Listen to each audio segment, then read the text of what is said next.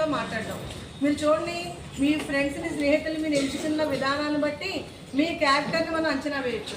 మీరు మంచి వాళ్ళతో ప్రతిరోజు ఎక్కువ మంచి వాళ్ళతో మాట్లాడుతూ ఉన్నారనుకోండి, మీకు మంచి అలవాటు అవుతుంది. అది ఎలా అంటే, మీ ఫ్రెండ్ అనుకోండి, ఈవినింగ్ ఫోన్ చేసి రారా అదేదో ఉంటుంది కదా ఫ్రీ ఫైర్ ఆడుకుందాం రారా అని పిలిచాడు అనుకోండి, సో మీరు కూడా అలాగే ఫ్రీ ఫైర్ ఆడుతూ మీ టైంని వేస్ట్ చేస్తూ ఆ చాటింగ్లో వాటిలో ఉంటారు.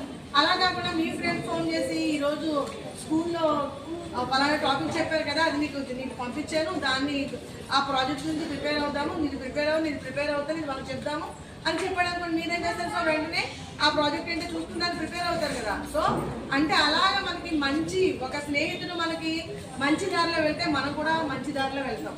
అలాగే మనం డైలీ మనం మాట్లాడే వాళ్ళు ఎవరు చూడండి, ఒక 6 నెలలు సాహసం చేస్తే వాళ్ళు వీళ్ళు అవుతారంటారు కదా. మీరు ఎవరితో అయితే స్నేహం చేస్తారో, ఎక్కువసేపు ఎవరితో గడుపుతారో, ఎవరితో మాట్లాడతారో, వాళ్ళ అలవాట్లు వాళ్ళ ప్రవర్తన మీకు అలవాటు అయిపోతుంది.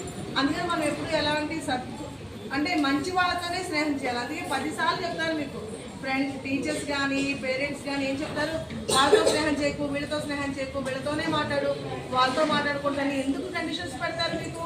మీరు చక్కగా ఎదగడానికి, మీరు మంచిగా ఎదిగితే మీ భవిష్యత్తు మంచిగా ఉంటుందని నిరంతరం తాపత్రయపడుతూ పేరెంట్స్ కానీ టీచర్స్ కానీ చెప్తూ ఉంటారు. అందులో ఖచ్చితంగా అది మీరు వినాలి. ఓకే.